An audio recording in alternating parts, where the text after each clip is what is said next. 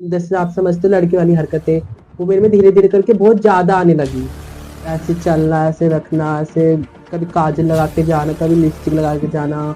फिर mummy papa को भी पता चल गया, मैंने खुद ही बता दिया कि नहीं मम्मी, मेरे में लड़की जैसे हरकतें हैं, मैं लड़कों वाले स्कूल में नहीं पढ़ सकती। ट्रांसजेंडर मेल पार्टनर के साथ फिजिकल रिलेशनशिप कैसे बनाते हैं? तो मैं उसको देखने के लिए 4 बजे उठती थी, 4 बजे से घर के सामने बैठती थी। ऐसे बंदे को मैंने बहुत प्यार किया, उसने मुझे कुछ भी नहीं समझा। फिर गुरु से मैंने दुपट्टा खाया, ये नाक कान उन्हीं का दिया हुआ है, ये सबसे बड़ा कलंक होता है लिया हुआ। इन समाज में सबसे बड़ा कलंक यही होता है। झाड़ू पोछा, बर्तन, खाना, बाथरूम, सब चीज मुझे ही करना पड़ता था। वो भी एक का नहीं, 10 किन्नर होते थे उसमें, तो उससे भी ज्यादा होते हैं। उन सब का मुझे ही करना पड़ता था सीखने के लिए। क्या इंजॉय मिलेगा, कोई हमें छेड़ता है, ऐसे उल्टा बोलता है, हिजड़ा हलवा मीठा, ये बोल बोल के कान पक जाते थे, बंद हो जाते। मैं अकेले जाके कमरे में अपने रोती थी। कभी कभी मैं अपने बहन के साथ निकलती थी, मुझे तो बोलते थे कि ये तो देखो हिजड़े की बहन है, किन्नत की बहन है, ये बोल बोल के। तो मेरी बहन लड़ती थी मेरी जगह उनसे। दुनिया भर के गुटके खा लोगे पर बेचारी के लिए तुम्हारे पास 10 रुपए नहीं है, तो वो भी बेचारी क्या करे। नहीं मांगी, मैं भागने लगी, तो पीछे से 2 बंदे उतर के मुझे जबरदस्ती ने, एक ने हाथ पकड़ा, एक ने पैर पकड़ा, दोनों ने उठा के मुझे स्कूटी पर रख लिया। स्कूटी से ले जाके मुझे पता नहीं कहाँ ले गए, ऐसे अंधेरे में ले जाके मेरे साथ। किन्नर समाज को लेकर आपके और हमारे मन में बहुत सारी गलत फहमियां हैं। आज इसी गलत फहमी को दूर करने के लिए हमारे जो स्पेशल गेस्ट हैं वो एक बहुत ही पॉपुलर किन्नर है जिनका नाम है निक्की। जी हाँ दोस्तों, आज हम उनसे जानेंगे कि वो समाज को किस नजर से देखते हैं और समाज उन्हें किस नजर से देखता है। So welcome to Udit talks. मैं आपका दोस्त उदित। चलिए शुरू करते हैं आज की वीडियो। तो निक्की जी, कैसे हो आप? मैं ठीक हूँ, आप बताएं। मैं बहुत बढ़िया। आपका बहुत बहुत धन्यवाद हमारे पॉडकास्ट में आने के लिए। थैंक यू सो मच हम जैसे को याद करने के लिए। मेरे को कमेंट में काफी मतलब मेरी वीडियोस में काफी कमेंट आए थे कि एक ट्रांसजेंडर के साथ वीडियो बनाओ, उनकी बायोग्राफी जी। जो है वो जाननी है। तो हमारे दर्शक बहुत ही एक्साइटेड है इस पॉडकास्ट को देखने के लिए, और आई होप कि जो आप हमारे दर्शकों को जवाब देंगी उससे वो सेटिस्फाइड होंगे। जी पूछिए। तो आज का जो हमारा पहला सवाल है, आपको किस एज में ये पता चला कि आप ट्रांसजेंडर हैं? और जब आपको मतलब आपके घर वालों को भी पता चला कि ये हमारा जो बेटा या बेटी है वो ट्रांसजेंडर है, तो उनका रिएक्शन क्या था? मुझे पता चला था 8 साल की उम्र में। वैसे तो हरकतें मेरे में शुरू से थी, पर इतनी नहीं थी। जैसे जैसे मैं बड़ी होती गई, स्कूल में आती गई, स्कूल में एडमिशन हुआ मेरा, स्कूल से मुझे, पहले तो मैं गर्ल्स में थी, जब छोटी सी थी तो गर्ल्स में थी, फिर मुझे बॉयज में डाला गया। जब मैं बॉयज में आ गई तो मैं, जैसे आप समझते हो लड़की वाली हरकतें, वो मेरे में धीरे धीरे करके बहुत ज्यादा आने लगी। ऐसे चलना, ऐसे रखना, ऐसे कभी काजल लगा के जाना, कभी लिपस्टिक लगा के जाना। तो सर जी और मैडम थे, मुझे बहुत डांटते थे, ये क्या है क्या नहीं है। तो उनने मुझे बताया कि आप किन्नर हो। मैं सोचती रह गई ये क्या वर्ड है क्या नहीं है। फिर मैं घर जाके मम्मी को बताती थी ये बातें, तो अभी बोलती थी नहीं बेटा सब कुछ ही नहीं है, कुछ ही नहीं है। फिर मैं जैसी थोड़ी और बड़ी हुई, बड़े स्कूल में आई, थोड़ी बड़ी चीजें हुई, तो मेरे में और हरकतें बढ़ गई। स्कूल के बच्चे मुझे ऐसे छेड़ते थे, वहां टच करते थे, ये तो मुझे बिल्कुल भी अच्छा नहीं लगता था। मुझे धीरे धीरे पता चला कि हाँ मैं ट्रांस हूँ। फिर मम्मी पापा को भी पता चल गया, मैंने खुद ही बता दिया कि नहीं मम्मी, मेरे में लड़की जैसे हरकतें हैं, मैं लड़कों वाले स्कूल में नहीं पढ़ सकती। तो फिर मैंने 9th क्लास से ही स्कूल छोड़ दिया था। फिर क्या कहते हैं, गली वाले मोहल्ले वाले भी मुझे बोलने लगे तुम्हारा बेटा हिजड़ा है, ये है, वो है। तो मम्मी को बहुत बुरा लगता था, और फिर मुझे भी बुरा लगता था। फिर उनके चक्करों में मुझे वहां से घर खाली करके जाना पड़ा। वहां से गई, फिर मैं अगले मोहल्ले में गई, वहां पे भी ये होने लगा। फिर जहां गई, जहां जाती रही, मुझे वहां वहां ये होता रहा कि मैं ट्रांस हूँ। मैं आपको एक ऐसी बात बताती हूँ जो मैंने अभी तक किसी को भी नहीं बताई है। मैं आपके चैनल पे बोलना चाहती हूँ। मुझे एक बार 3 बंदे उठा के ले गए थे। मैं स्कूल से फ्री हुई, स्कूल से सामने हमारे पार्क था एक, पार्क के सामने खड़ी थी, मैं छोटी सी थी जब 6th क्लास में थी। तब मुझे ना 3 बंदे स्कूटी पे आए, पहले तो मेरे से बोले कि चलोगी कहाँ चलोगी बताओ ना, आप मन कर रहा जी ये वो। तो मैं नहीं मांगी, मैं भागने लगी, तो पीछे से 2 बंदे उतर के मुझे जबरदस्ती ने, एक ने हाथ पकड़ा, एक ने पैर पकड़ा, दोनों ने उठा के मुझे स्कूटी पर रख लिया। स्कूटी से ले जाके मुझे पता नहीं कहाँ ले गए, ऐसे अंधेरे में ले जाके मेरे साथ बहुत गलत काम किया उन लोगों ने। तो उस टाइम जो आपका समाज था उनको ये पता चल चुका तब था? मैं उस समाज में थी ही नहीं, तब मैं छोटी सी थी 6th क्लास में। क्लास में ना मुझे इतना दिमाग था ये क्या होता है क्या नहीं होता। मतलब उस टाइम तुम ट्रांसजेंडर नहीं बने नहीं थे? बनी थी मैं, पर मेरे में वो सब था। मतलब पर लो मुझे समाज को थोड़ा बहुत हरकतों का पता था। हरकतों का पता था, और उन लड़कों को भी पता नहीं किसने बताया, या मेरे स्कूल में पढ़ते थे क्या करते, वो मैं खैर नहीं जानती, पर उन लोगों ने तीनों ने मेरे साथ बहुत ज्यादा गलत किया। तब मुझे इतना वो भी नहीं पता था कि ये सब सेक्स वगैरह होता क्या है, फिजिकल वगैरह होता क्या है। तो मैं फिजिकल तो खैर नहीं करती, अभी तक नहीं किया, पर उन तीन लड़कों ने मेरे साथ गलत किया था छोटी उम्र में, तो बहुत पेनफुल भी था। हाँ। मतलब समाज आपको एक्सेप्ट नहीं नहीं कर रहा करता था। था, बिल्कुल भी नहीं करता था। तो जो आज का हमारा अगला सवाल है, बहुत ही इम्पोर्टेंट सवाल है, और ये इंडिया में हर इंसान जानना चाहता है। जी। ट्रांसजेंडर मेल पार्टनर के साथ फिजिकल रिलेशनशिप कैसे बनाते हैं? वैसे तो ट्रांसो में सेक्स है ही नहीं, हम करेंगे कहाँ से, ये सेक्स तो हमारे में है ही नहीं। पर हमें वैसे तो करना ही नहीं चाहिए, किन्नर होते हैं दुआ देने के लिए, दुआ दे के बाबू जीता है, ये करते हैं वो करते हैं। पर हमारे में सेक्स तो है ही नहीं, ऐसी नाम की कोई चीज है ही नहीं। हमारे दाद गुरु परदाद गुरु किसी ने भी नहीं किया, ये आजकल के लोग आ रहे हैं, ट्रांस ऐसे होते हैं वो करने लग जाते हैं, उनके चक्करों में हम जैसे का नाम खराब होता है।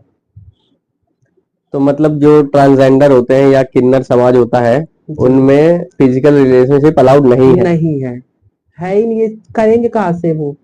बस जो आजकल के जो लोग हैं, थोड़े जो बच्चे वगैरह बड़े हो रहे हैं, ये किसी ना किसी माध्यम से जो बन जा रहे हैं, ये इसमें इन्वॉल्व होते हैं फिजिकल हाँ, वगैरह में। ये इसमें इन्वॉल्व होते हैं, इनको शौक चढ़ता है, फील होता है, कोई कोई तो नहीं भी होते वो भी करते हैं, तो इस चक्कर में हमारा नाम खराब है।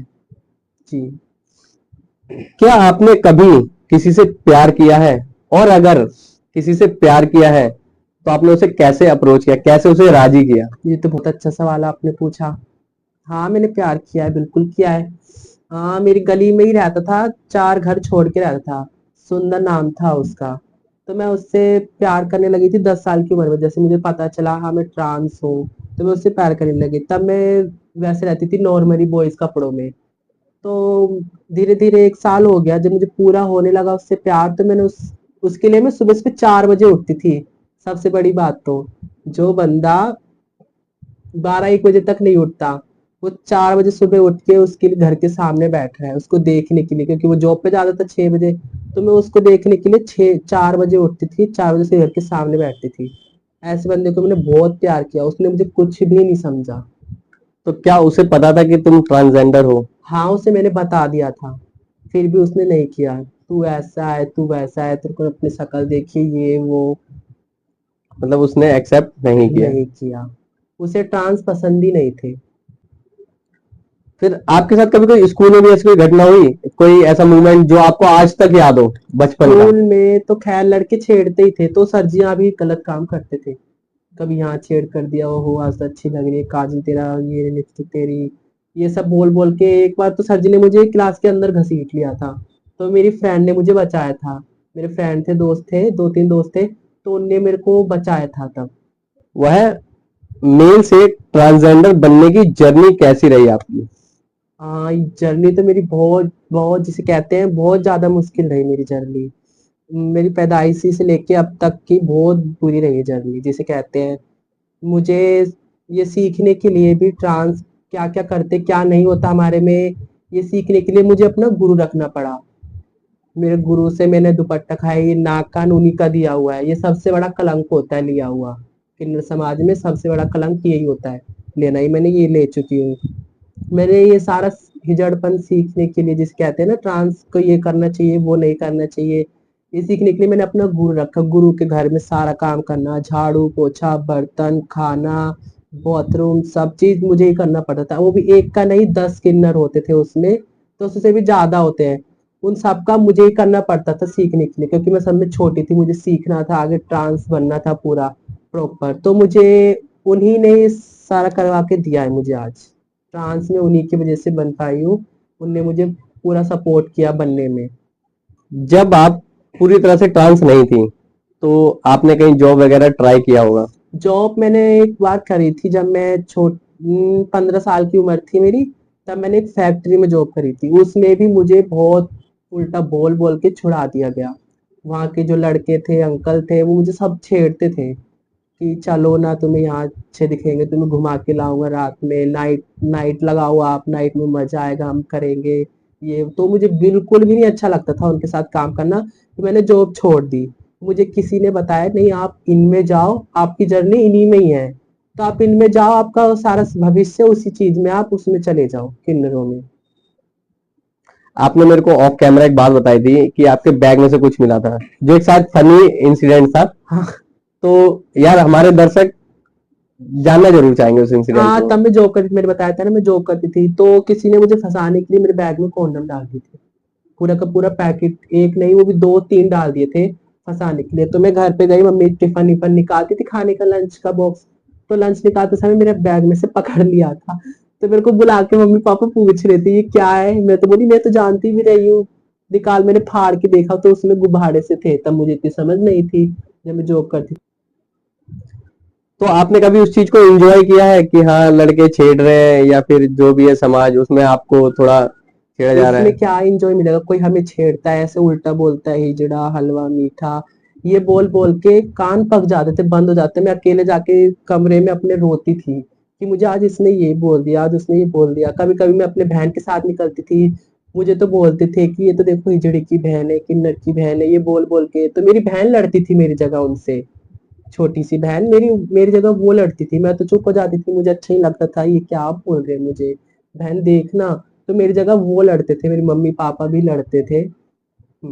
बट ये तो जो आपकी चॉइस थी, आप अपने चॉइस से बने थे, और जब आप अपने चॉइस से बने हो फिर उसके बाद आपने समाज का जो बिहेवियर देखा अपने प्रति कि हाँ मुझे लोग छेड़ रहे हैं, उल्टा बोल रहे हैं, जी। उस वक्त आपको किन्नर शायद एक गाली लगी कि मुझे ऐसे लोग बोल रहे हैं, तो उस टाइम आपको ऐसा फील हुआ कि मैंने कोई ये गलती तो नहीं कर दी? लगता तो था, बिल्कुल लगता था कि मुझे, हाँ मैंने गलती क्यों करी है, ये सब कैसे होता जा रहा है, ये मैंने पैदा होके ही गलती करी है। फिर नहीं, मुझे धीरे धीरे लगा नहीं, मुझे जब मैंने लिया ही, जन्म लिया है तो अच्छी बात है ये तो। ट्रांस होना बहुत अच्छी बात है, दुआ देना तो बहुत अच्छी बात होती है, हमें भी दुआ मिलती है लोगों की कि हाँ उनने दुआ दी थी, बहुत अच्छे। कुछ हमें सही समझते हैं, कुछ बहुत गलत बोलते हैं, समझ रहे हो ना। लोगों का नजरिया हाँ, है। लोगों का नजरिया, कुछ अच्छा बोल रहा है, कोई गलत बोल रहा है, कोई मारता है, कोई भगा देता है, कोई धक्का दे देता है कि हमारे यहाँ क्यों आए, ये क्या है, ये जो को अंदर नहीं आने देते थे, बाहर से भगा देते थे। मुझे फैमिली वाले अपने घर में भी नहीं आने देते थे कि नहीं इसके साथ नहीं रहना, ये ऐसा है, उसके साथ नहीं घूमना, वो वैसा है। क्योंकि जहां तक हमने समाज में देखा है, किन्नरों को बहुत इज्जत दी जाती है हमारे हिंदू समाज में। वो सिर्फ कोई लोगों के सामने दी जाती है, कोई वीडियो शूट कर रहा है, कोई ये कर रहा है, वो लोग बस देते दिखावे के लिए, हाँ तुम तो अच्छे हो, आ जाओ, ये वो फलाना ढिकना। नहीं से तो इज्जत कोई नहीं करता हमारी, अब भी नहीं करता, अब भी नहीं बोलूंगी मैं कि हाँ ये बंदा अच्छा है, वो बंदा अच्छा है, बस कुछ ही लोग अच्छे हैं, इक्का दुक्का लोग अच्छा होता है जो हमारी रिस्पेक्ट करता है, बाकी कोई नहीं करता। तो क्या ट्रांसजेंडर बनने के लिए, जो एक मेल है उसको ट्रांसजेंडर बनने के लिए किसी सर्जरी वगैरह का सहारा लेना पड़ता है? जी बिल्कुल लगता है। और अगर सर्जरी होती है तो उसका ऑलमोस्ट जो कॉस्ट आता होगा वो कितना आता होगा? मेरा तो लगा था 2.5 लाख रुपए लगा था प्रॉपर कराने में। तो आपके बॉडी पार्ट्स वगैरह की सर्जरी हुई थी? हाँ जी, दर्द भी बहुत सहन करना पड़ा मुझे, कम से कम 3-4 महीने बेड पे पड़ी रही मैं। बहुत खर्चा भी होता है उसमें, दवाइयों का अलग होता है, सर्जरी का अलग होता है, खाने पीने का अपना अलग होता है, ऊपर से हमें देखने के लिए 2-3 बंदे होने चाहिए, वॉशरूम ले जाते हैं, वहां ले जाते हैं, वहां ले जाने के लिए उनको भी देना पड़ता है हम लोगों को। वो सारा मेरी गुरु करती थी, उन्हीं ने मुझे कराया जी, सारी देन देन भगवान की देन भी मेरी वही है, मैं उन्हीं को भगवान मानती हूँ। तो एक जो सवाल है मेरे मन में कि आप पहले मेल थे, हम्म। आपने आपको पता चल गया कि मैं ट्रांसजेंडर हूँ, यस। ठीक है? तो कुछ तो ऐसी वजह रही होगी कि आपने सोचा कि अगर मैं अब ट्रांसजेंडर हूं तो मैं उनकी तरह ही लाइफ जीऊं, मैं अब मेल बन के नहीं रह सकती। हाँ, ये तो फिर से प्यार वाली बात पे आते हैं हम लोग, है ना, कि मेरे उसको बॉयफ्रेंड को जो था सुंदर नाम का, उसको ट्रांस नहीं पसंद थे, तो उसने मेरे से बोला था कि जा तू पहले पूरी बन के आ, तब मैं तुझे देखूंगा तू लगती कैसी है।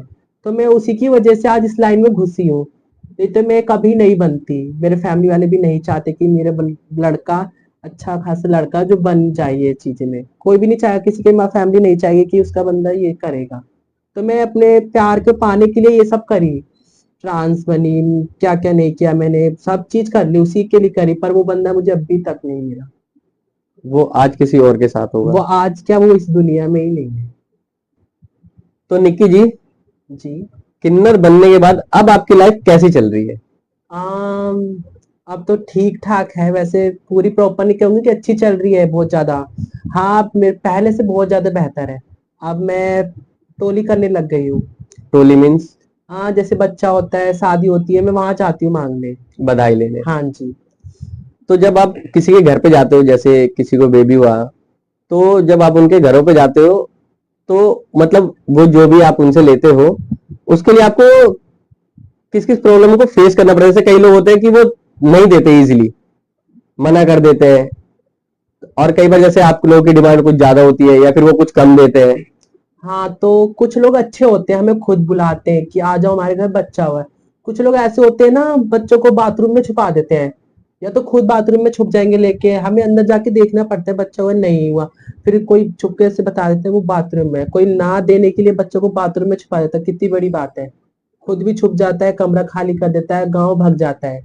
तो कुछ कुछ बहुत गंदे होते हैं, भगा देते हैं कि यहाँ से जाओ, इनमें कुछ नहीं हुआ है। पर उनके यहाँ बच्चा होता है कि उनसे हमें लड़ना पड़ता है अपने कमाने के लिए, क्योंकि हमारे तो यही है। कौन सा हमें कोई जॉब दे रहा है, कोई घर पे आके पैसे दे रहा है, नहीं ना। तो हमें इन्हीं से कमाना खाना है, तो इन्हीं से हमसे इन्हीं से लड़ना है, इन्हीं से प्यार करना है, और इन्हीं के साथ ही दुआ प्रेम भाव से हमें रहना है। तो इसी में एक सवाल था कि जो ट्रेन वगैरह में जब कभी हम सफर करते हैं, तो वहां पे किन्नर, जो पहले तो पहला सवाल तो ये है कि वो क्या वो ओरिजिनल किन्नर होते हैं जो ट्रेन में मांगते हैं, जो पैसा वगैरह मांगते हैं? ओरिजिनल तो मैं खैर का नहीं कहूंगी, सारे ओरिजिनल नहीं होते। कुछ लोग होते हैं जिसको, उनको भी बनना पड़ता है, वो भी कहाँ जाएंगे, है ना, उनका भी पेट है। तो वो बेचारे क्या करें, वो इस चीज को करने के लिए वो ट्रेन में ही जाते, क्योंकि वो ट्रॉली वगैरह तो नहीं कर सकते बेचारे। तो वो अपना पेट भरने के लिए ट्रेन मांगते हैं। कुछ लोग ट्रेन में भी उनकी वीडियो बना लेते हैं। अब वो बंदा कहाँ जाए, अब तुम्हारे जैसा तो है नहीं, उसका माँ बाप होगा कमा के देगा, भाई बहन होगा कुछ, जो कमा के रख लेगा उसको घर पे। उसको तो कमाना है खुद ही पेट भरना, इसलिए वो मांगते हैं ट्रेन। अच्छा, तो कुछ लोग देते हैं, कुछ लोग नहीं देते, कुछ लोग मार के भगा देते, कुछ धक्का दे देते हैं ट्रेन में से। कितनी गलत बात है।